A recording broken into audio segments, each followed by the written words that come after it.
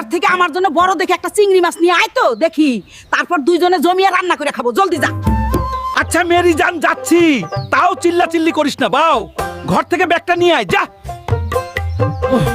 ও আল্লাহ, আমার হইছে যত জ্বালা। শেষ বয়সে আইসা বুড়ির যে কত কিছু খাইতে মন চায়, উফ, এই জ্বালা আর ভাল লাগে না। কিরে হালকা, তোর মন খারাপ দেখতেছি, কারণ কি? আর বইলো না চাচা। কি গো চাচা মিয়া, বড় চিংড়ি মাছ নাই? আমার দাদির আজকে বড় চিংড়ি মাছ খাইতে মন চাইছে, জলদি করে 1 কেজি বড় চিংড়ি মাছ দাও। হালকা ভাতিজা আমার, আমি দুঃখিত, আজকে বড় কোনো চিংড়ি মাছ বাজারে নেই। তুমি এক কাজ কর, মাওয়া নদীর ঘাটে চলে যাও, সেখানে বড় চিংড়ি মাছ পাবে। দোকানে বড় মাছ রাখতে পারবে না? বাল ফালাইতে দোকান খুলছো কে?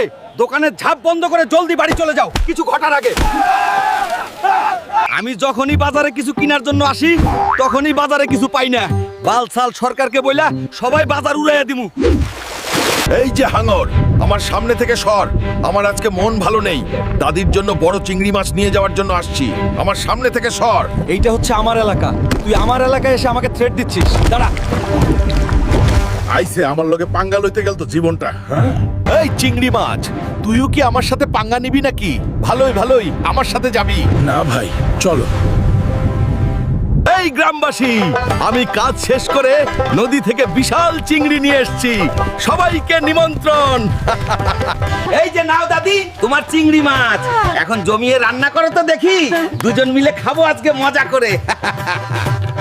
এই যে বন্ধুরা, আমাদের চ্যানেল সাবস্ক্রাইব করো আর আমাদের পেজ ফলো করো, লাইক, কমেন্ট আর শেয়ার করতে ভুলবে না।